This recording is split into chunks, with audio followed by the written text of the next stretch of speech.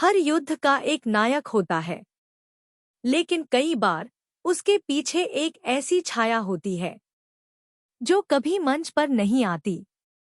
फिर भी उसकी प्रेरणा के बिना वो युद्ध लड़ा ही नहीं जा सकता था।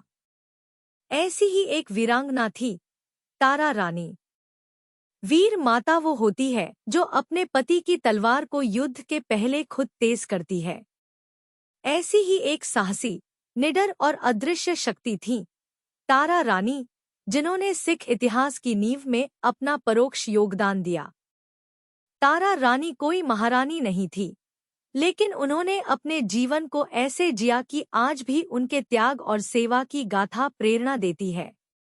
वो थी बाबा बघेल सिंह जी की धर्मपत्नी, वही महान योद्धा जिन्होंने 1783 में दिल्ली फतेह कर वहां गुरुद्वारों की स्थापना की थी। हालांकि इतिहास की मुख्य पुस्तकों में तारा रानी का जिक्र कम है, लेकिन लोक परंपराओं, वाचिक गाथाओं और सिख वीर कथा में उनका नाम बड़े सम्मान से लिया जाता है।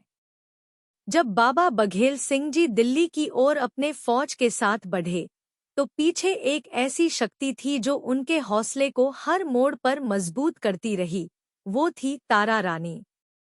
वो सिर्फ एक पत्नी नहीं थी, बल्कि एक धार्मिक सेविका, रणनीतिक सलाहकार और सिख स्त्री शक्ति की प्रतीक थी।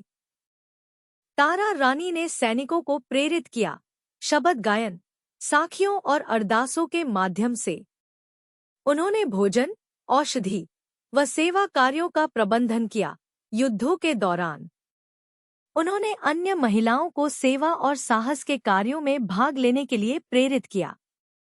कहा जाता है कि उन्होंने अपने पति को सलाह दी कि जब दिल्ली फतेह हो जाए, तो गुरुओं के इतिहास को चिह्नित करने वाले स्थलों पर गुरुद्वारों का निर्माण हो।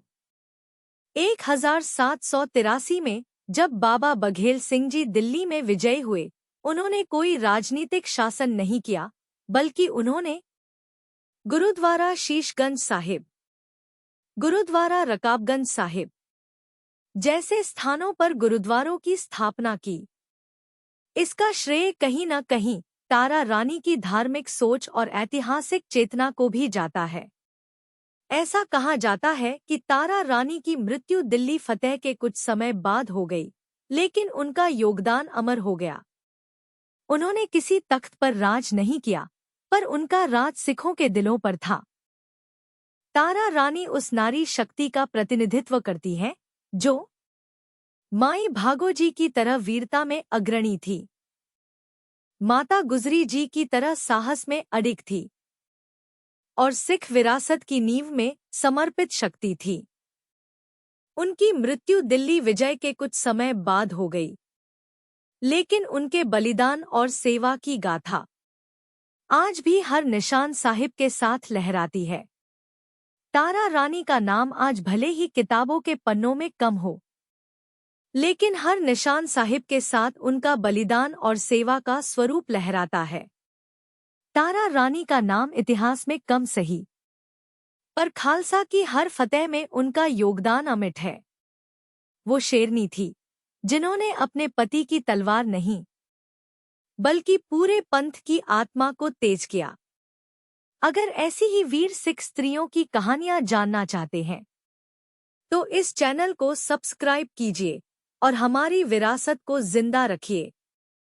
वाहेगुरु जी का खालसा, वाहेगुरु जी की फतेह।